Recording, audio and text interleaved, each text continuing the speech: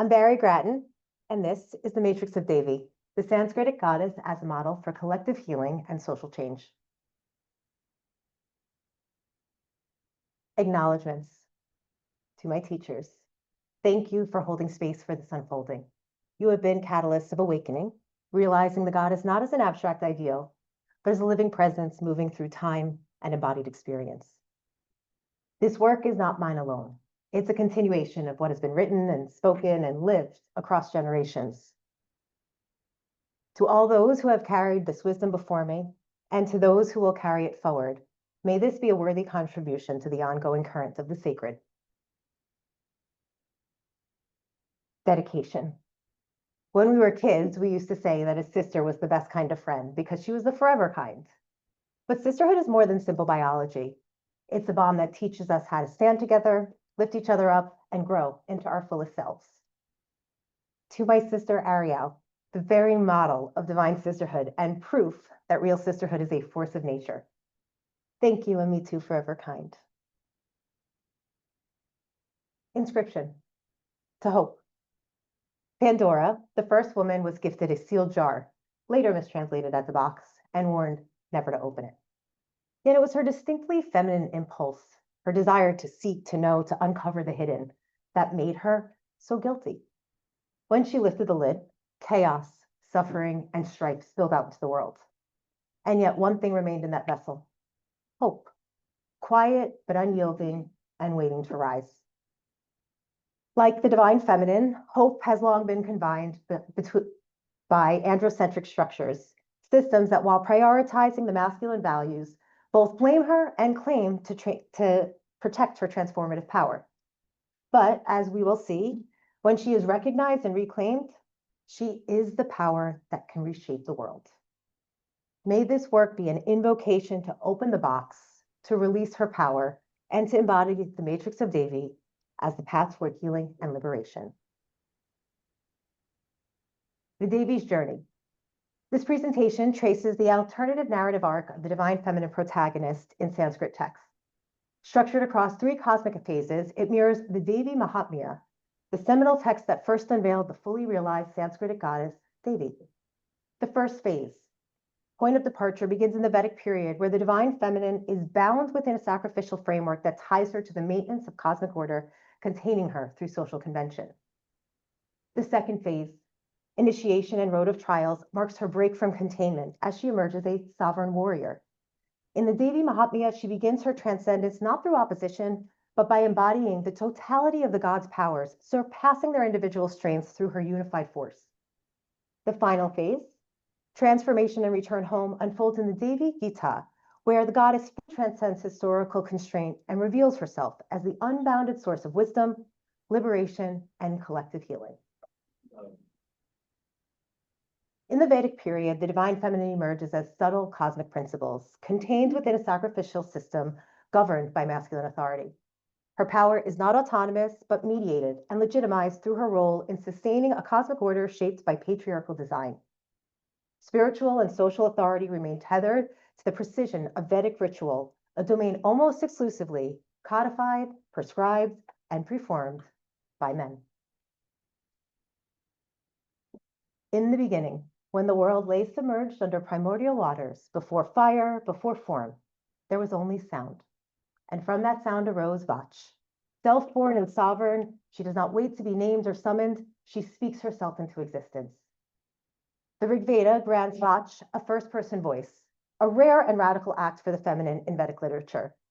In hymn 10.125, she proclaims herself not only as speaker, but as the source of truth and the foundation of order. As queen of ritual, she asserts her authority over the structure that sustains both cosmic and social realms, revealing that it is through her that reality takes shape. Indra, king of the gods and pinnacle of masculine authority, arrogantly mistakes his thunderbolt for an innate right.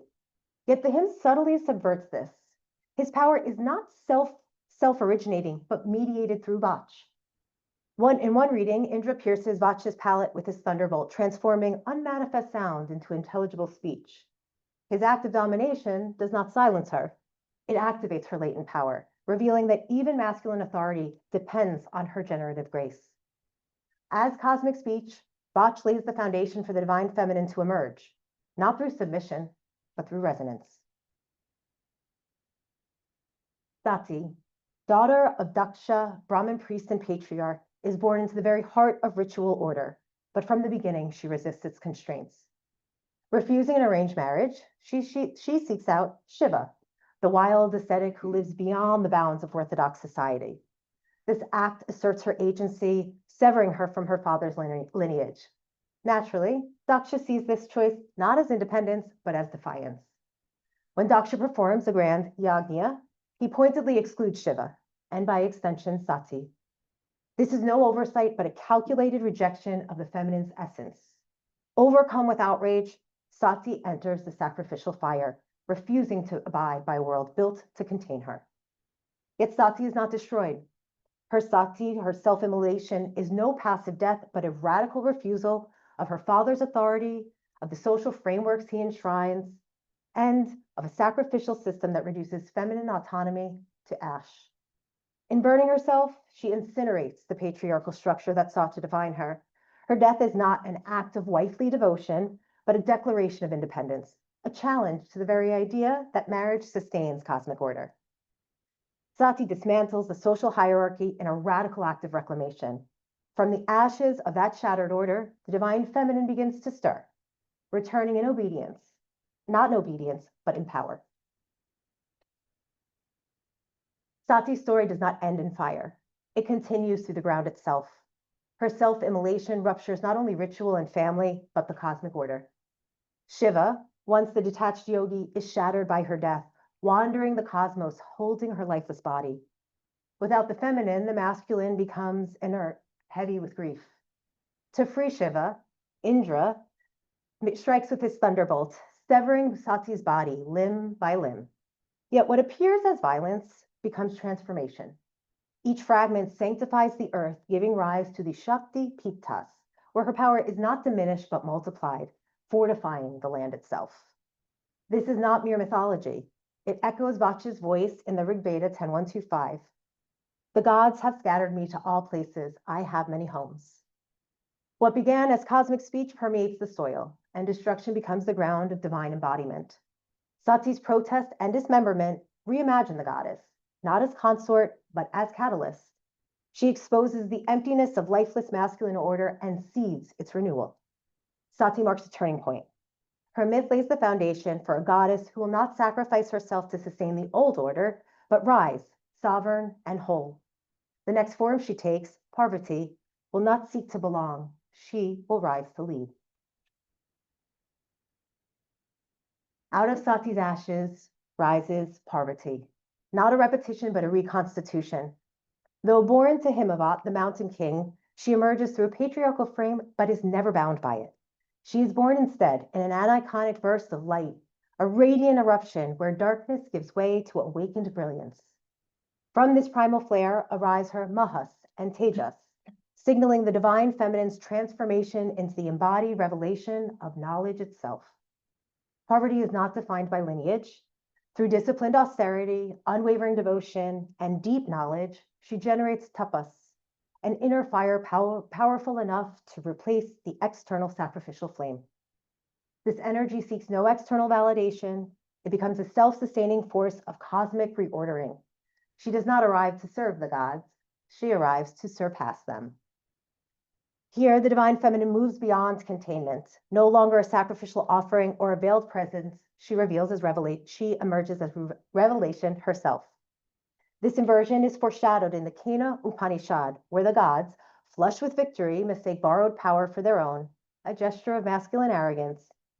It is Uma Hamavati, a luminous apparition in the sky who appears and gently reveals that their strength is not innate, but granted, flowing from the feminine that they refuse to recognize. Parvati's role as revealer and knower anticipates the Devī Gita, where she speaks not from relation as daughter, wife, or consort, but as sovereign teacher of cosmic truth.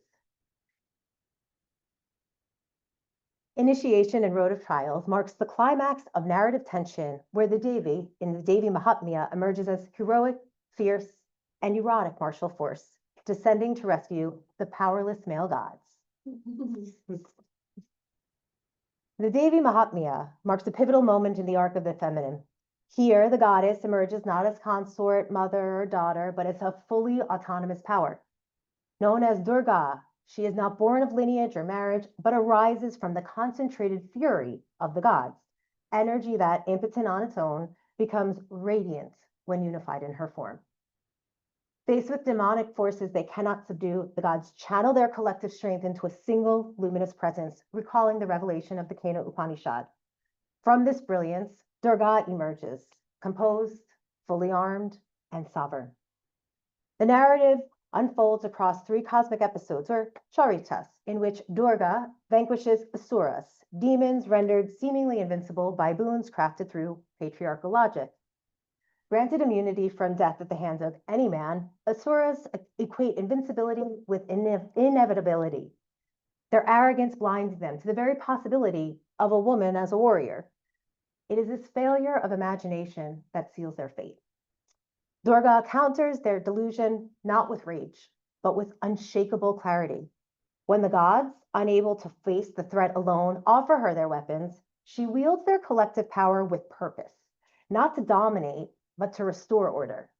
She embodies the fullness of their strength, revealing that true warriorhood transcends the limits of gender.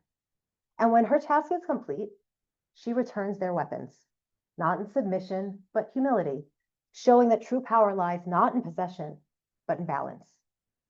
Remarkably, this vision of the goddess arises within the Markandeya Purana, a text otherwise devoted to tracing the sacred lineage of divine kingship. The Devi Mahatmya interrupts this patriarchal narrative not to dismantle it, to sanctify it, demonstrating that divine sovereignty must be authorized by the feminine. Most striking, perhaps, is that the Devi Mahatmya takes on an independent life of its own.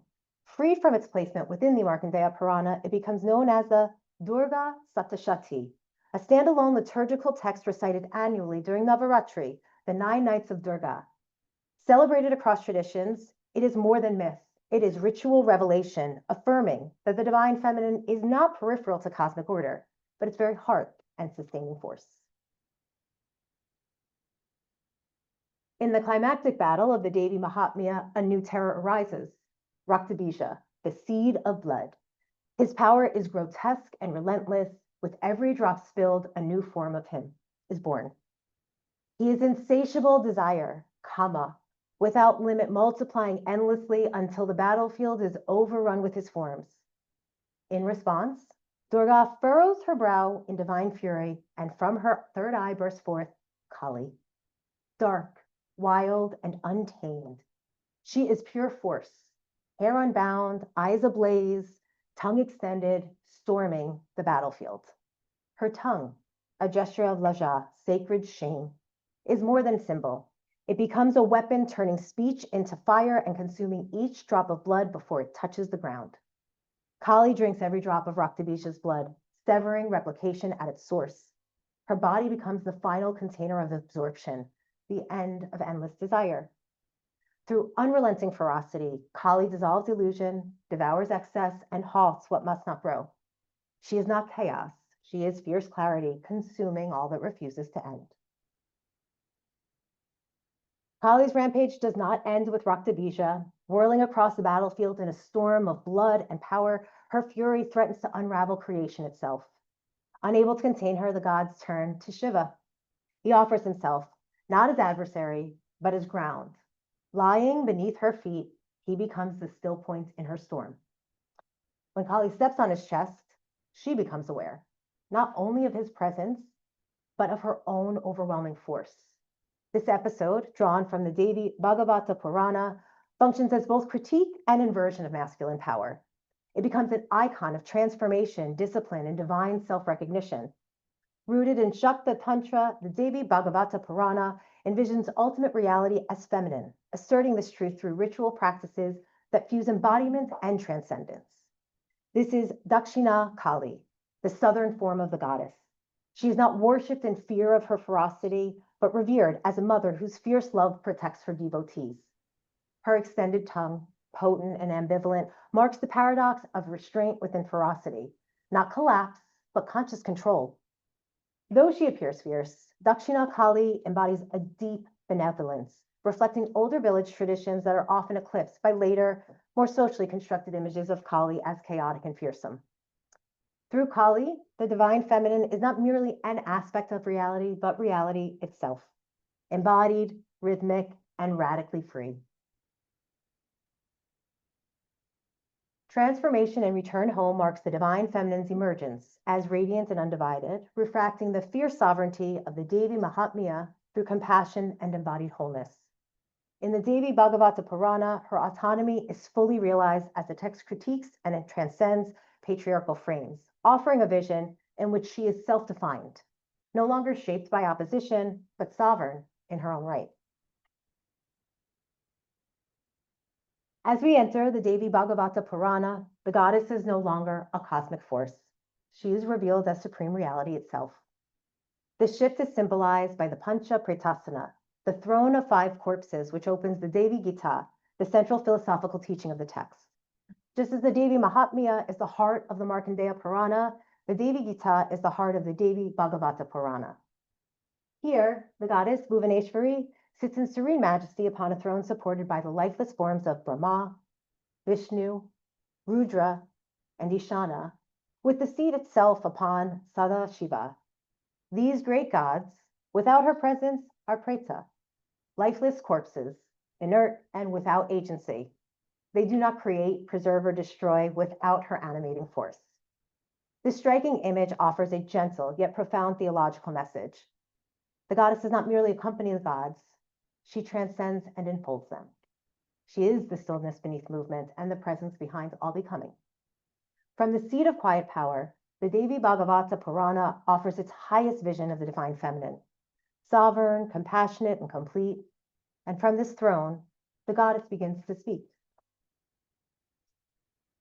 We now arrive at the heart of the Devi Gita, where the goddess seated in full majesty begins to speak, not to command, but to awaken. She embodies jnana, not mere intellectual knowledge, but deep intuitive wisdom. Her power flows through karma, right action, mirroring the divine masculine counterpart, Krishna, in the Bhagavad Gita. She is the coiled energy of Kundalini, waiting to rise. She is the living breath of the Purusharthas, Dharma, Artha, Kama, and Moksha, the 4 aims of life, duty, wealth, pleasure, and liberation. In her, knowledge and action, spirit and matter, purpose and power move as one. The countless stories of the goddess across the Sanskritic tradition reveal a presence, ever shifting and ever radiant. She arrives as shadow and light, rage and grace, and she remains, not only to reveal the divine, but to awaken it within us. In her most expansive form, Bhuvaneshwari, the world mother, sits not to dominate, but to hold. Her throne of corpses does not glorify death. It reminds us that power without awareness is lifeless. Her teaching is clear. Liberation is both personal and collective, spiritual and social. The goddess calls us not merely to know, but to become. As a close to this offering, I honor the divine masculine that has stood beside me, steadfast, humble, and loving. My father, the first to read this thesis, finished the tale of Daksha and said, I don't want to be him. A realist who still chooses hope. And my husband, who meets my Kali-like fierceness not with fear, but with grounding love, most of the time. These men remind me that when rooted in love, the divine masculine does not resist the rise of the feminine, it reveres her and helps her rise. And to my sister, who once asked me if patriarchy was my favorite word, a question that not only made me laugh, but then made me seek. And it's because of her, I searched not only for what must be dismantled, but for what might yet be imagined. And in that imagining, hope rises.